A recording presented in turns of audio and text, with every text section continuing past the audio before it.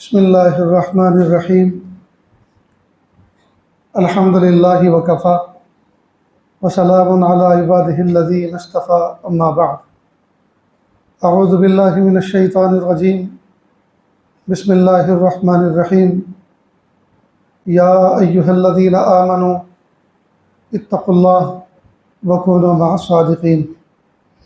सुब्हान रब्बिका रब्बिल इज़्ज़ति अम्मा यसिफ़ून वसलामुन अलल मुरसलीन वल्हम्दुलिल्लाहि रब्बिल आलमीन।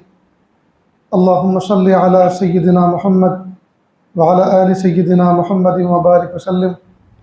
अल्लाहुम्मा सल्लि अला सय्यिदिना मुहम्मद व अला आलि सय्यिदिना मुहम्मद व बारिक वसल्लिम। अल्लाहुम्मा सल्लि अला सय्यिदिना मुहम्मद व अला आलि सय्यिदिना मुहम्मद व बारिक वसल्लिम।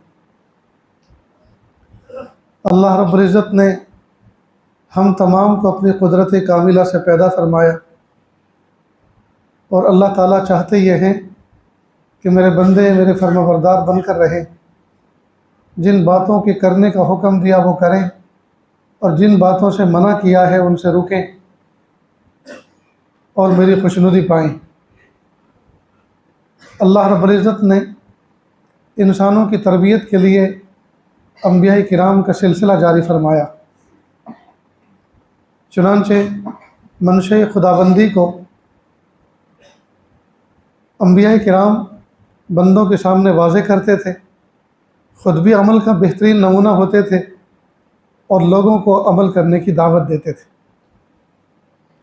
ये सिलसिला चलता रहा। सबसे आखिर में मुहम्मदुर रसूलुल्लाह सल्लल्लाहु अलैहि वसल्लम दुनिया में तशरीफ़ लाए और दुनिया से पर्दा फरमा गए। अब सुबह क़यामत तक कोई नबी आने वाला नहीं। यहाँ सवाल पैदा होता है कि इतना पाकीज़ा सिलसिला, इतना मुबारक सिलसिला, इतना शानदार और बेहतरीन सिलसिला अल्लाह ने क्यों मौकूफ़, क्यों बंद कर दिया? आज के दौर में अगर कोई नबी होता तो उम्मत उसके कंधे से अपना सर रख के रो लेती, उनके हाथ उठवाती अल्लाह के दरबार में, वो दुआ करते और उम्मत की तकलीफ़ें दूर होती। असल में अंबिया किराम इंसानों की तरबियत के लिए आते थे, और सबसे आखिर में मोहम्मद अरबी सल्लल्लाहु अलैहि वसल्लम तशरीफ़ लाए और महबूब ने अपनी उम्मत की ऐसी तरबियत की कि पहले के जो अंबिया किराम की जो तरबियत हुआ करती थी, इस उम्मत के एक एक आलिम को अल्लाह रब्बुल इज़्ज़त ने महबूब की उम्मत में ऐसी ऐसी सलाहियतें अता फ़रमाई जो पहले उम्मत के अंबिया किराम को अल्लाह अता फ़रमाया करते थे। चुनांचे महबूब दुनिया से तशरीफ़ ले गए। सवाल अपनी जगह पर खड़ा है कि अंबिया किराम का अल्लाह पाक सिलसिला जारी रखते तो क्या हर्ज था? असल में अल्लाह रब्बुल इज़्ज़त ने महबूब को ऐसी उम्मत अता फ़रमाई और इस उम्मत में ऐसे ऐसे उलमा और सुलहा पैदा फ़रमाए, गोया कि अल्लाह की रहमत ने अब एतमाद फ़रमाया कि अब मुझे किसी नबी को भेजने की ज़रूरत नहीं है, मेरे महबूब की उम्मत के उलमा सुलहा ये कार नबूवत सुबह क़यामत तक अंजाम देते रहेंगे।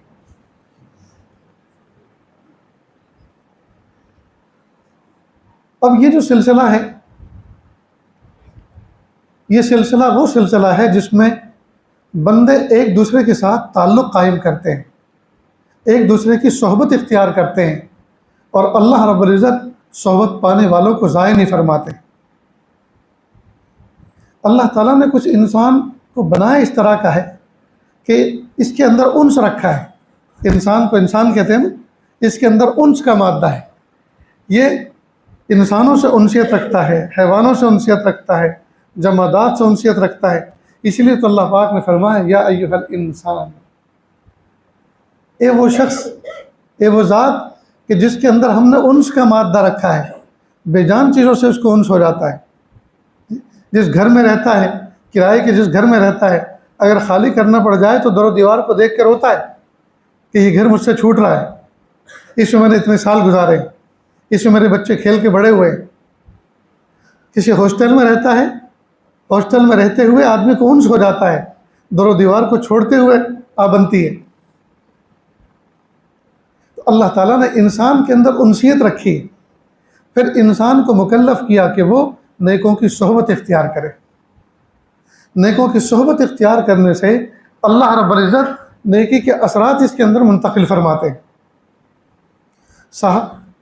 प्यारे महबूब सल्लल्लाहु अलैहि वसल्लम की सोहबत में बैठे सहाबे किराम और अल्लाह पाक ने उनको कमाल अता फरमाया। सहाबे किराम की सोहबत में बैठे ताबीन, अल्लाह ताला ने उनको कमाल अता फरमाया। ताबीन की सोहबत में बैठे तबे ताबीन, अल्लाह पाक ने उनको कमाल अता फरमाया। और सुबह क़यामत तक ये इस उम्मत के जितने अफराद नेकों की सोहबत इख्तियार करते रहेंगे, अल्लाह ताला उनको बाकमाल बनाते रहेंगे। अल्लाह ताला इनको बाकमाल बनाते रहे। बहुत सारे लोग सिर्फ किताब पढ़कर मंजिल पाना चाहते हैं और तरक्की करना चाहते हैं। देखो, किताब पढ़ के तो कोई बंदा साइकिल नहीं चला सकता जी। किताब में साइकिल चलाने की तरतीब लिखी हो और अच्छी तरह से उसको पढ़ ले, अच्छी तरह से उसको मुस्तहज़र कर ले जी, तो कोई साइकिल चला सकेगा? इसके लिए किसी की सोहबत की ज़रूरत होती है, किसी की मुसाहबत की ज़रूरत होती है, तभी बंदा जाकर साइकिल चलाने वाला बनता है। तो अल्लाह रब्बुल इज़्ज़त ने नेकों की सोहबत हमारी ज़रूरत बनाया। बंदा नेकों की सोहबत में बैठता है, उनकी सोहबत इख्तियार करता है, अल्लाह रब्बुल इज़्ज़त इंसान की गुंजलकों को दूर करता है, शुकों को शुबहात को दूर करता है। इंसान की ज़ात के अंदर जो कच्चापन होता है, अल्लाह उसको दूर करते हैं। इसके अंदर कमाल आता है।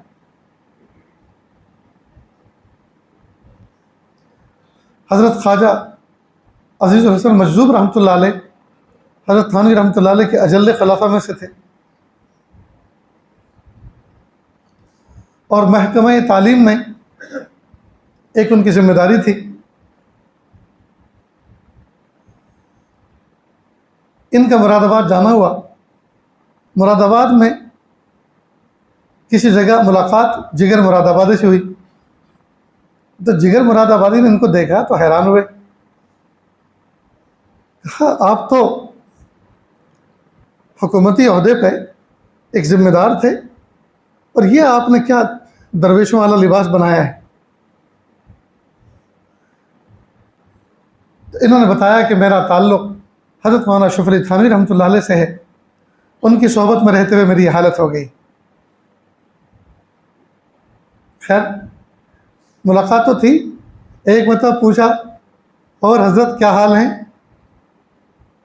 इस तरह से पूछा, और हज़रत क्या हाल है? उन्होंने आगे से एक शेर कहा, पेंशन हो गई है क्या बात है अपनी, अब दिन भी है अपना और रात है अपनी, अब और ही कुछ है मेरे दिन रात का आलम, हर वक्त ही रहता है मुलाकात का आलम। अल्लाह की मोहब्बत में ये शेर कहे उन्होंने, पेंशन हो गई है क्या बात है अपनी, अब दिन भी है अपना और रात है अपनी। यानी गवर्नमेंट से तो हम रिटायर हो गए और हमें पेंशन मिलने लगी है, अब मेरे दिल की कैफियत क्या है? आगे फिर उसका जिक्र किया, अब और ही कुछ है मेरे दिन रात का आलम, हर वक्त ही रहता है मुलाकात का आलम।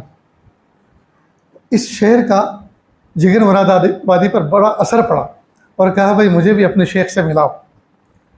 और आगे से कुछ शर्तें भी बताई, लेकिन एक शर्त है कि मैं पीने पिलाने का आदी हूँ, तो वहाँ जाकर भी मैं कशी करूँगा, इसके बगैर मैं नहीं रह सकता, कि भाई इसके बारे में तो मुझे पूछना पड़ेगा। तो हज़रत से कहा कि हज़रत एक बंदा बड़े काम का है, अगर किसी काबिल बन जाए तो अल्लाह ताला उसको अपने महबूब बंदों में शामिल फरमाएंगे, अल्लाह से काम लेंगे।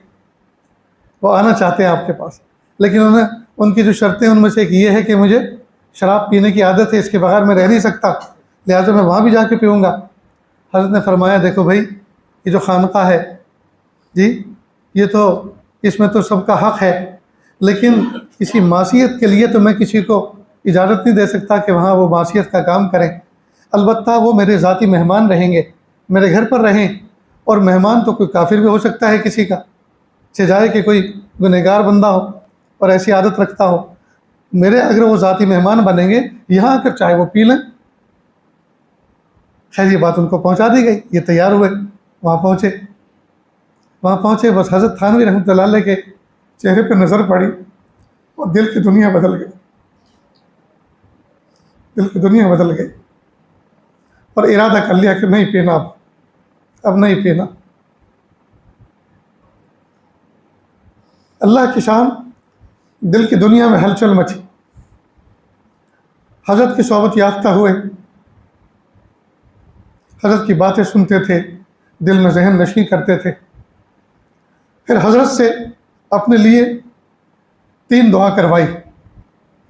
हज़रत एक तो ये, शराब हमेशा हमेशा के लिए छोड़ दो, ये जुज़ वक्ती कैफियत जो मेरे ऊपर तारी हुई है सिर्फ ये वक्ती तौर पे ना रहे, हमेशा हमेशा मैं इससे नफ़रत करने लगूँ, इसके लिए दुआ कर दीजिए। और दूसरी ये दुआ कराई कि हज़रत दुआ कर दीजिए मेरा चेहरा सुन्नत वाला हो जाए, मैं अपने चेहरे पे सुन्नत सजा लूँ, दाढ़ी रख लूँ। और तीसरी दुआ ये कराई कि हज़रत दुआ कर दीजिए अल्लाह मेरा खात्मा ईमान पर फरमा दे। ये 3 दुआएं करके लौटे। अल्लाह की शान, जब वापस लौटे तो बहुत ज़्यादा बीमार हो गए।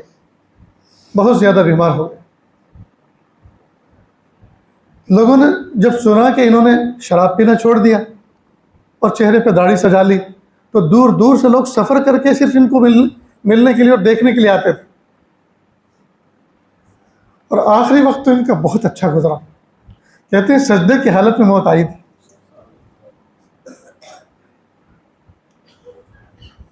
तो जब बहुत ज़्यादा तबीयत ख़राब हुई तो इनके जो तबीब थे, डॉक्टर थे, उन्होंने पूछा कि आपने छोड़ दी? कहा बिल्कुल छोड़ दी। कहा इस तरह से नहीं छोड़ा करते, ये तो तुम हलाक हो जाओगे इस तरह, आप थोड़ी थोड़ी पिया करो। तो कहा अगर थोड़ी थोड़ी पिया करूँगा तो कितना जीऊँगा? कहा 20-25 साल तो जी लोगे। कहा शराब पीकर 20-25 साल तक जीऊँ, इससे बेहतर है कि छोड़कर अभी मर जाऊँ। अल्लाह के नाफरमान बनकर 20-25 साल ज़िंदगी गुजारूँ, इससे बेहतर यह है कि फर्माबरदार बनकर अभी मर जाऊँ। चुनांचे नहीं पी। ये हज़रत थानवी रहमतुल्लाह अलैह की सोहबत की बरकत। मेरे भाइयों, ये जो लोग सफ़र करते हैं, बुज़ुर्गों की खिदमत में जाते हैं और तवाज़ु इख्तियार करते हैं और अपने दिल के बर्तन को दुरुस्त करके लेके जाते हैं और तलब सादिक के साथ जाते हैं, कभी महरूम नहीं हुआ करते। ये जो इंसान कई मरतबा महरूम होता है, उसमें इसके बातिनी कील कांटे होते हैं, नीयत ही ठीक ठाक नहीं होती, नीयत ही कुछ बनने की होती है, नीयत ही में कंकर होती।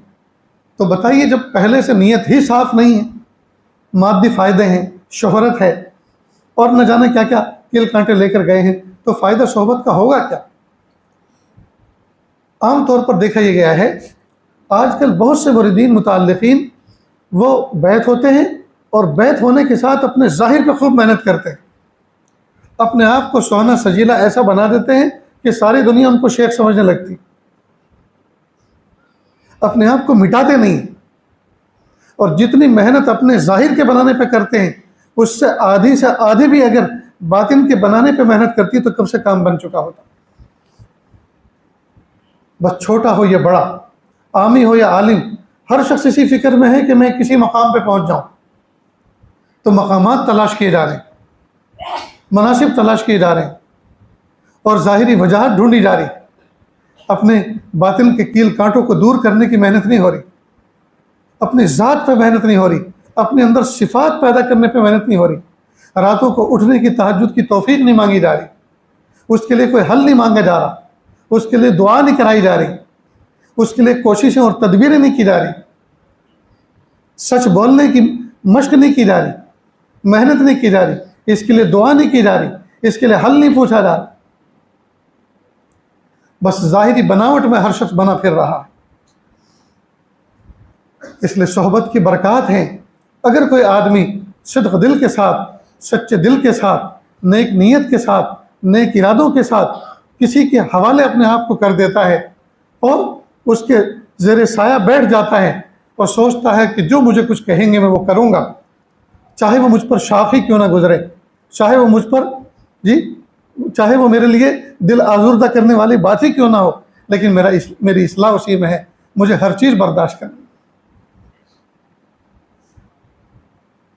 जब इस नीयत के साथ आदमी अपने आप को किसी दर पर गिरा देता है, डाल देता है और इसी दर को मजबूती से पकड़ लेता है, फिर देखिए अल्लाह ताला उसकी ज़िंदगी में कैसे रंग बू खिलाते हैं।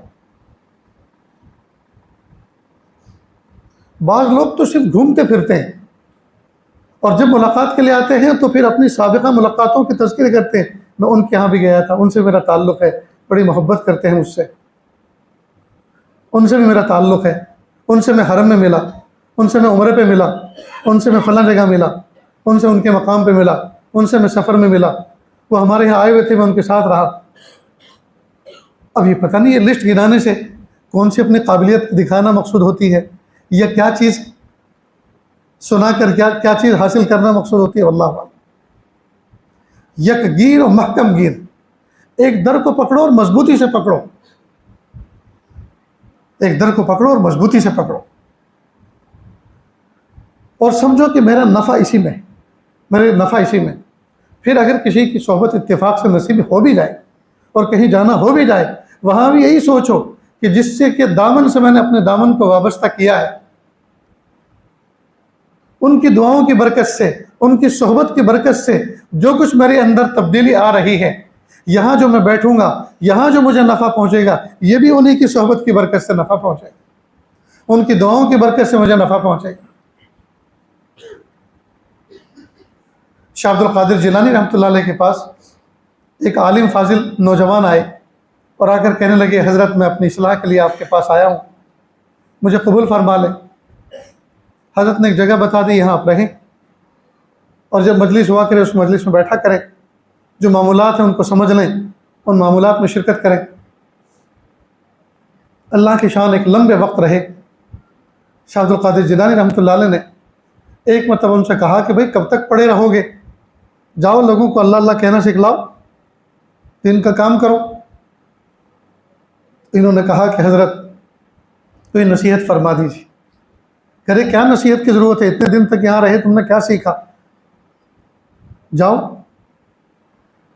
अब उनको चूँकि मोहब्बत हो गई थी तो वो टाल मटोल कर रहे थे, हज़रत उनको भेजना चाह रहे थे और ये जाना नहीं चाह रहे थे।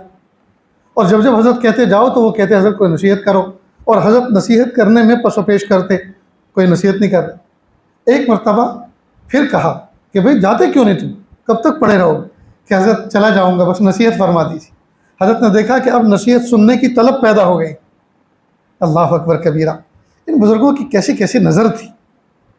जब नसीहत सुनने की तलब पैदा हो गई, फरमाया सुनो, दो नसीहतें करता हूँ, ध्यान से सुनो।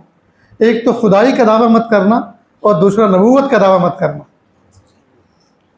बस सुनते के साथ ही चीख निकली और कदमों में गिर गई और सोचा, हाय मुझ जैसा आलिम और मुझ जैसा हज़रत का सोहबत याफ्ता जिसने इतना वक्त इनके हज़रत की सोहबत में गुजारा, और नसीहत ऐसी गिरी हुई की जा रही कि खुदाई का दावा मत करना। कि खुदाई का दावा तो कोई बेवकूफ़ करे, कोई पागल करे, कोई जाहिल करे, मुझ जैसा आलिम खुदाई का दावा करेगा, हज़रत के सोहबत याफ्ता करेगा।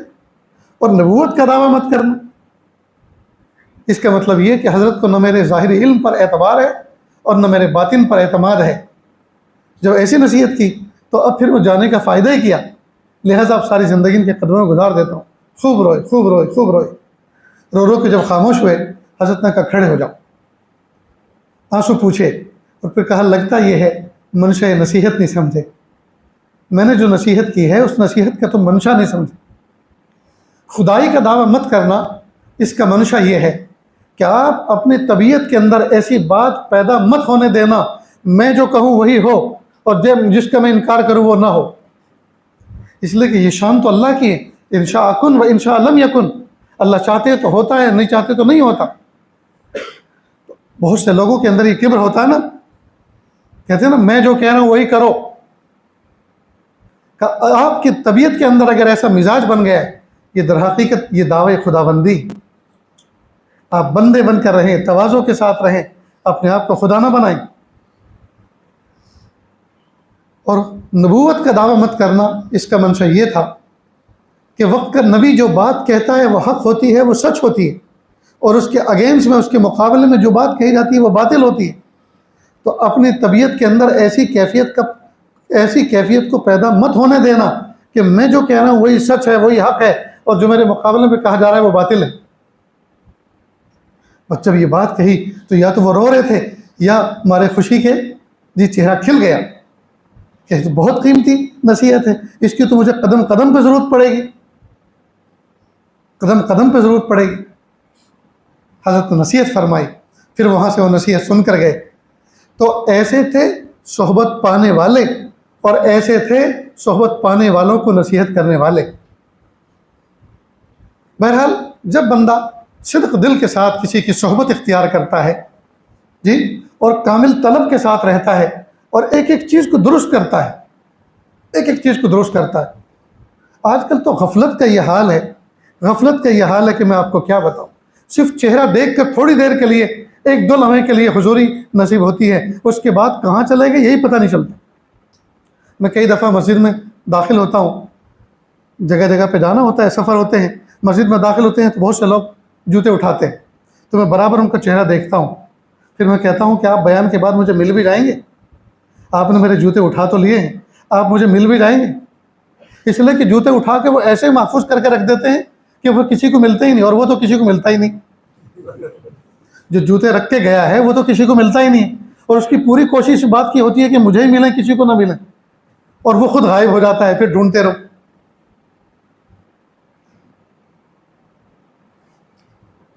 कई मरतबा मेरे कंधे पर एक छोटा सा बैग होता है जिसमें मेरा कुरान पाक होता है, मेरी दवाएं होती है, ज़रूरत की चीज़ होती है, वो उससे हम उठा लेते, और बस एक दो जगह उसने साथ रखा, उसके बाद वो भूल जाता है कि मैंने कहाँ रखा है। मतलब भाई मैं अपनी चीज़ को अपने हिसाब से लेके चलता हूँ जी, अपनी कैपेसिटी के हिसाब से मैं लेके चलता हूँ, लिहाजा मैं इसको निभा सकता हूँ। जब मैं वहाँ से लेकर यहाँ तक पहुँचा हूँ तो क्या मैं आपकी बस्ती में नहीं उठा सकता इसको? यानी लोगों में गफलत इतनी है कि हुजूरी की तो कैफियत ही नहीं रहती, उनको यही पता नहीं हमारे ज़िम्मे खिदमत क्या लगी है, हमें क्या करना है, किस तरह से करना है, नहीं पता उनको। गफलतों के ऐसे ऐसे पर्दे पड़े हैं, और अगर कुछ कह दो तो ऐसा मुंह बना लेते हैं, तो सोचते हैं कि इनके अंदर तादिल नहीं, ये किसी के सामने कुछ भी कह देते हैं। तो क्या बिस्तर में छुपा के तुम्हें नसीहत करें? जब सबके सामने जुर्म कर रहे हो तो उसका इस्लाह भी तो वहीं होगी, तुम्हारी भी हो जाएगी और पता नहीं कितनों की हो जाएगी।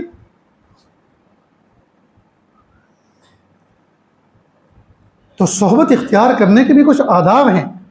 अपने आप को बेकीमत समझे आदमी, बुरा लगता उसी वक्त है जब आदमी अपने आप को बाकीमत समझता, बुरा लगता उसी वक्त है जब अपनी कीमत लगाई हुई होती है, और जब अपने आप को मिटा देता है, उससे कहा जाए ज़रा बैतुल खला साफ़ करने, ये मुसल्ली हैं, हुज़ूर सल्लल्लाहु अलैहि वसल्लम की उम्मती हैं, इनके इस्तिंजाखाने साफ़ करने, सर्रा बराबर भी उसकी पेशानी पे शिकन नहीं आएगी। वो जानेगा इसमें मेरे लिए अल्लाह ताला अपने कुर्ब के दर्जात रखे हुए, मैं ये खिदमत करूँगा, अल्लाह मुझे अपना कुर्ब अता फरमाए।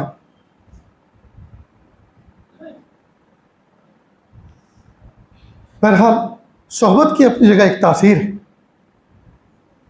और सोहबत के बगैर कोई आदमी कामिल नहीं बनता, सोहबत उठाए बगैर कभी आदमी कामिल नहीं बनता। और जब अल्लाह रब्बुल इज़्ज़त किसी की सोहबत में रहने का मौका अता फरमा देते हैं और इस्लाह फरमा देते हैं, तो अल्लाह पाक निगाहों में वो तासीर रखते हैं कि फिर अयूब को तलाश करना और अयूब की इस्लाह करना इंतहाई आसान हो जाता है। मायूब को देखना और अपने आप को उनसे बचाना, अयूब को देखना और अपने आप को उनसे बचाना, और कोई ऐब में अगर शामिल है, मुलव्वस है, तो उसकी रहबरी करना इंतहाई आसान हो जाता है, इंतहाई आसान हो जाता है।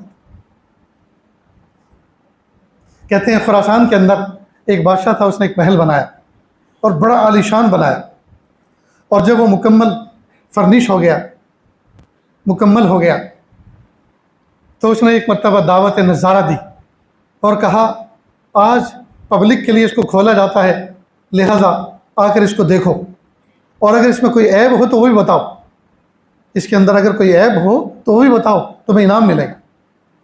चुनांचे लोगों ने देखा, इंजीनियर आए, इंटीरियर वाले आए, स्ट्रक्चर वाले आए, एलिवेशन वाले आए, हर तरह के इंजीनियर आए और खूब तलाश किया कि कोई ऐब निकल जाए, और ऐब मालूम करने से ज़्यादा तो इनाम हासिल करने की तमन्ना थी, ऐब बताएंगे तो इनाम मिलेगा।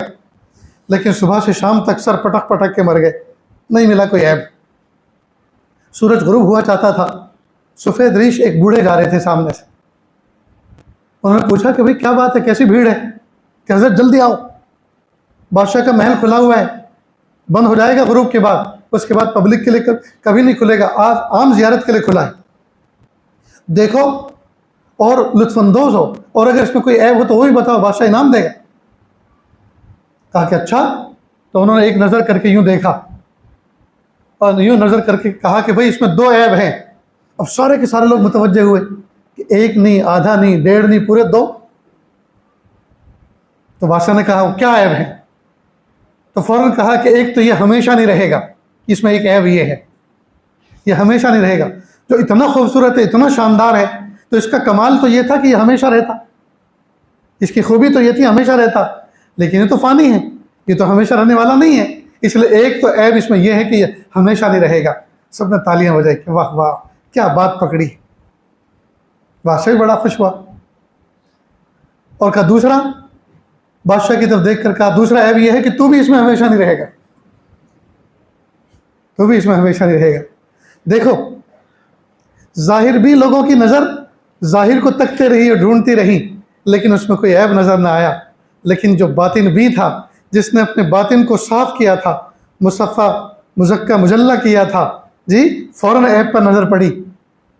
तो जब किसी की सोहबत में बंदा रहता है जी और अपनी इस्लाह करता है, अपने अयूब को क्लियर करता है, उनकी इस्लाह करता है, अपनी ज़िंदगी से एरर को निकालता है, तो अल्लाह रब्बुल इज़्ज़त खुद इसके अंदर ऐसी सलाहियत पैदा फरमाते हैं कि जब इसके अयूब पर नज़र पड़ते हैं, ये खुद उन अयूब से बचता भी है, और जिसके अंदर वो अयूब देखता है उनकी इस्लाह की फ़िक्र भी करता है।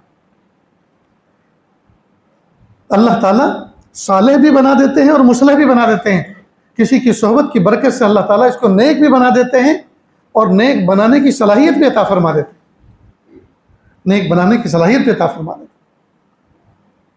अफसोस की बात है, आजकल न तो नेक बनने की फ़िक्र है और न किसी को बुराई में देखकर उसको उससे निकालने की और उससे बचाने की फ़िक्र है।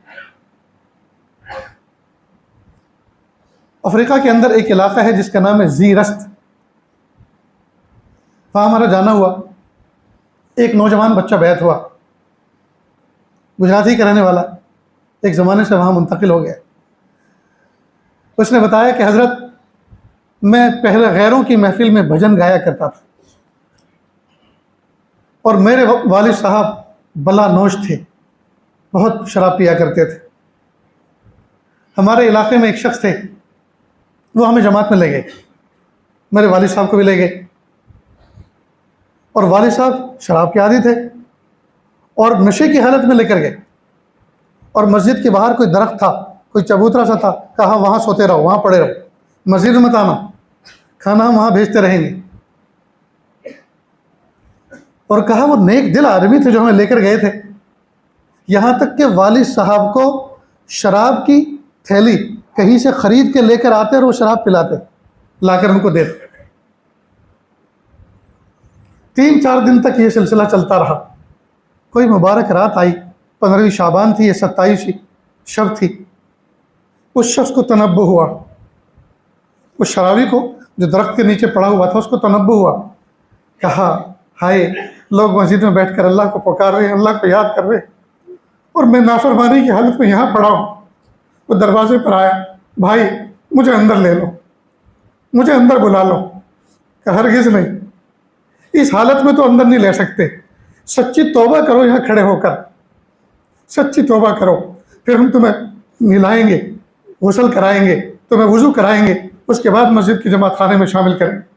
कहा मैं कान पकड़ता हूँ, उठ बैठ करता हूँ, मैं अल्लाह से माफ़ी मांगता हूँ, आज मेरी ज़िंदगी का आखिरी दिन था जो मैंने गुनाहों में गुजारा, अब के बाद मैं शराब नहीं पीऊँगा, सच्ची तौबा की। वो शख्स आज भी ज़िंदा है और मैंने उनसे फ़ोन पे बात की। मेरे भाइयों, अल्लाह ताला ज़िंदगी में न जाने किसकी सोहबत की बरकत से और किसकी दुआ की बरकत से, किसकी नज़र की बरकत से अल्लाह कैसा साले इनकलाब पैदा फरमा।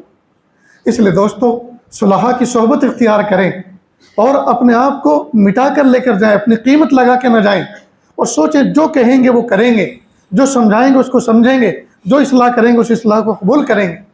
फिर देखिए ज़िंदगी में अल्लाह ताला कैसी बरकतें अता फरमाते। जब हमारे अंदर के कील कांटे दूर होंगे, हमारे अंदर के कील कांटे दूर होंगे जी, फिर अल्लाह ताला हमें साले इंसान बनाकर कबूल फरमाएं। अल्लाह ताला से दुआ है अल्लाह ताला हम सब को ऐसा बना दे हम अल्लाह को पसंद आ जाएं। दोस्तों, अपने आप को अल्लाह वालों से वाबस्ता करो, उनके साथ दोस्तियाँ करो, उनके साथ ताल्लुक़ करो, उनकी सोहबत में जाके बैठो, उनकी बातों को सुनो, डायरी बनाओ, उनकी बातों को लिख लो, उनकी बातों को लिख लो। बाहर मुल्कों में तो इस बात का रिवाज देखा गया, छोटे छोटे बच्चे भी डायरी लेकर आते हैं, कोई नसीहत कर दीजिए, कोई नसीहत लिख दीजिए। लेकिन हम लोग इतने मुगफ्फल हो चुके हैं, कहीं नसीहत लिखवाने की दरख्वास्त तो दूर की बात है, जहाँ नसीहतें हो रही हैं, जो बातें बताई जा रही हैं, उन्हीं को कलम बंद करने का, उन्हीं को लिखने का मामूल नहीं। हालांकि ये एक बहुत अच्छा ज़ौक़ है, बहुत अच्छा शौक़ है। जब तन्हाइयों में आदमी उन डायरियों को देखता है और उन जुमलों पर, उन मलफूजात पर नज़र दौड़ाता है, तो आदमी के अंदर से जी अंदर का ज़मीर उजागर होता है और अंदर का बातिन उसको अपील करता है कि अमल पर खड़े हो जाओ। ख्वाजा अज़ीज़ुल हसन मजज़ूब रहमतुल्लाह अलैह से किसी ने थाना भवन के अंदर नसीहत की दरख्वास्त की, हज़रत को नसीहत फरमा दीजिए। बस उन्होंने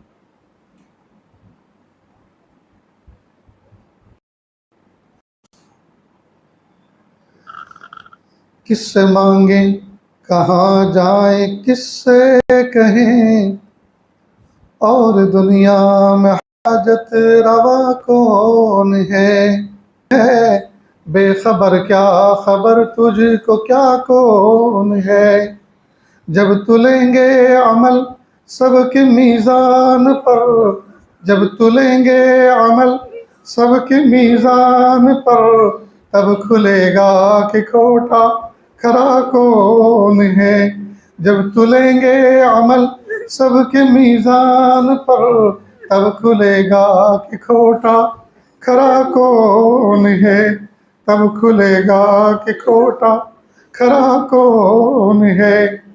ए फ़कीर इसको तू फजल बारी समझ, वरना तेरी तरफ देखता कौन है। ए फ़कीर इसको तू फजल बारी समझ, वरना तेरी तरफ देखता कौन है। किससे मांगे कहाँ जाए किससे कहें, और दुनिया में हाजत रवा कौन है।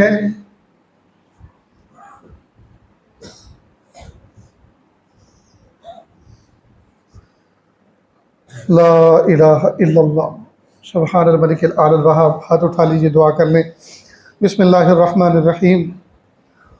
ला उहसी सनाअन अलैका अंत कमा असनैता अला नफ्सिक, ला उहसी सनाअन अलैका अंत कमा असनैता अला नफ्सिक, ला इलाहा इल्लल्लाहुल हलीमुल करीम, सुब्हान रब्बिल अर्शिल अज़ीम, वल्हम्दुलिल्लाहि रब्बिल आलमीन। नसअलुका मुजिबाति रहमतिक व अज़ाइम मग़फ़िरतिक वल गनीमत मिन कुल्लि बिर्रिन वस्सलामत मिन कुल्लि इस्म, ला तदअ लना ज़म्बन इल्ला गफ़रता वला हम्मन इल्ला फ़र्रजता वला हाजतन हिय लक रज़न ला क़ज़ैतहा या अरहमर राहिमीन, या अरहमर राहिमीन, या अरहमर राहिमीन। अल्लाह जी, हम ज़ाहिर में आपके बंदे, हकीकत में निहायत गंदे। अल्लाह हमारे दिलों की गंदगी को दूर फरमा, हमें अपनी बंदगी का सलीक़ा अता फरमा, शर्मिंदगी वाले कामों से हमारी हिफाजत फरमा, बुरे दिन से, बुरी बात से, बुरी रात से, बुरे अंजाम से हमारी हिफाजत फरमा, सुए खात्मा से हमारी हिफाजत फरमा। मेरे प्यारे अल्लाह, पैर के नाखून से लेकर सर के बाल तक गुनाहों में डूबे हुए, मासियत में जकड़े हुए हैं कि अल्लाह, हमारे जिस्म के अंदर 4 उंगल का एक उज़्व ऐसा भी है जिसने आज तक आपकी नाफरमानी नहीं की, और वो है हमारा माथा, वो है हमारी पेशानी। अल्लाह, जब से होश संभाला है आपके सिवा किसी गैर को सजदा नहीं किया। अल्लाह, इस पेशानी की वफादारी के तोफ़ैल पूरे जिस्म की मग़फ़िरत कर दीजिए, पूरे जिस्म की मग़फ़िरत कर दीजिए, पूरे जिस्म की मग़फ़िरत फरमा दीजिए। मेरे प्यारे अल्लाह, अपना बना लीजिए, अल्लाह अपना बना लीजिए। अल्लाह, अपनी मोहब्बत दे दीजिए, अपनी मारिफत दे दीजिए, अपना क़ुर्ब दे दीजिए, अपनी विलायत दे दीजिए, मकाम एहसान दे दीजिए, मकाम एहसान का कामिल एहसास दे दीजिए, मकाम विलायत दे दीजिए। अल्लाह, कब तक फीकी फीकी ज़िंदगी गुजरती रहेगी। मेरे प्यारे अल्लाह, अपने नाम की चाशनी दे दीजिए, अपने नाम की हलावत दे दीजिए, अपने नाम की हलावत दे दीजिए। अल्लाह अपने नाम की हलावत दे, अल्लाह कुरान पाक का शौक़ दे दीजिए, अल्लाह सजदों को सुरूर दे दीजिए, नमाज की लज्जत दे दीजिए, ज़िक्र की लज्जत दे दीजिए, ताअत की लज्जत दे दीजिए, अल्लाह मासियत से नफ़रत दे दीजिए, मासियत की नफ़रत दिल में बिठा दीजिए। मेरे प्यारे अल्लाह, मेरे प्यारे रब, पैर के नाखून से लेकर सर के बाल तक गुनाहों में डूबे हुए, मासियत में जकड़े हुए हैं, ज़िंदगी का कीमती हिस्सा गफलतों में गुजर गया, नहीं पता ज़िंदगी की शाम किस गली में होगी और किस हाल में होगी, कलमा नसीब होता है कि नहीं होता, कफन दफन भी मुकद्दर होता है कि नहीं होता।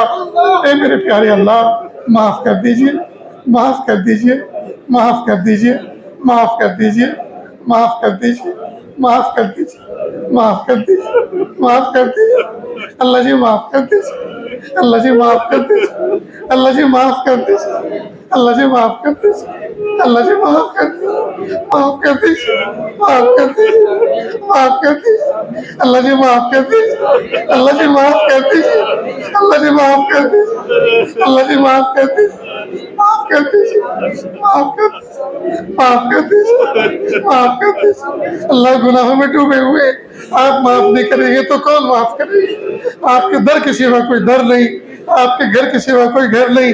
अल्लाह बचपन से इसी को पहचाना है, इसी को देखा है, इसी पर सजदे टिकाए हैं।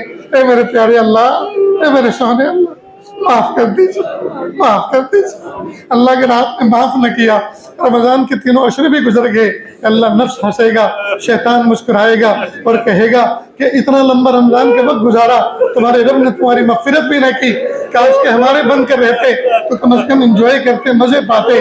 अल्लाह शैतान चिढ़ाएगा, अल्लाह शैतान चिढ़ाएगा, अल्लाह शैतान चिढ़ाएगा, अल्लाह शैतान चिढ़ाएगा। अल्लाह जी माफ़ कर दीजिए, अल्लाह जी माफ़ कर दीजिए, अल्लाह जी माफ़ कर दीजिए, अल्लाह जी माफ़ कर दीजिए। अपनी मोहब्बत दे दीजिए, अपनी मारिफत दे दीजिए, अपना कुर्ब दे दीजिए। अल्लाह कामिल तौबा की तौफीक दे दीजिए, अल्लाह गुनाहों से कामिल इज्तिनाब दे दीजिए, ताअत से कामिल मोहब्बत पैदा फरमा दीजिए, या अल्लाह ज़ौक़ बना दीजिए, या अल्लाह शौक़ पैदा फरमा दीजिए, विलायत का नूर अता फरमा दीजिए, दिल का सुरूर अता फरमा दीजिए। अल्लाह इस महफिल में न जाने कैसे कैसे दुखियारे, कैसे कैसे हम के मारे बैठे हैं। अल्लाह मशरिक़ व मग़रिब से, शिमाल जुनूब से चल कर आए हैं, बहुत दूर से आए हैं और बहुत देर से आए हैं। अल्लाह बहुत दूर से आए हैं, बहुत देर से आए हैं। अल्लाह जी सबकी मग़फ़िरत कर दीजिए, सबके दिली मुरादों को पूरा कर दीजिए, सबकी तकलीफ़ों को दूर कर दीजिए। अल्लाह जो बातिन के अंदर, दिल के अंदर छुपाए हुए नेक तमन्नाएँ लिए बैठे हैं, अल्लाह उन तमाम तमन्नाओं को पूरा फरमा दीजिए। आफ़ियत का मामला फरमा दीजिए, आफ़ियत का मामला फरमा दीजिए। अल्लाह इस बस्ती की हिफाजत फरमा, बस्ती में रहने वाले अहले ईमान की हिफाजत फरमा, मदारिस मसाजिद खानकाहों की हिफाजत फरमा। पूरी दुनिया में अल्लाह जितने दीन के इदारे और दीन के शोबे काम कर रहे हैं, अल्लाह सबकी हिफाजत फरमा। इक़ामत दीन के लिए जितने शोबे काम कर रहे हैं, अल्लाह सबको कबूल फरमा। मेरे प्यारे अल्लाह, पूरी उम्मत की अल्लाह हर जगह हिफाजत फरमा। मेरे प्यारे अल्लाह, तीनों हरम पाक की हिफाजत फरमा। अल्लाह अहले फ़लस्तीन और गज़्ज़ा की हिफाजत फरमा। मेरे प्यारे अल्लाह, मुल्क शाम को मजबूत फरमा। अल्लाह मुल्क शाम को मजबूत फरमा, अल्लाह मुल्क शाम को मजबूत फरमा। अल्लाह जो मांगे अता फरमा, जो मांगने से रहेगी वो भी अता फरमा। अल्लाह जी मांगना नहीं आता, बिन मांगे अता फरमा, मांगने का ढंग और सलीका अता फरमा। व सल्लल्लाहु तआला अला खैरि खल्क़िही मुहम्मदिन व आलिही व अस्हाबिही अजमाईन बिरहमतिका या अरहमर राहिमीन।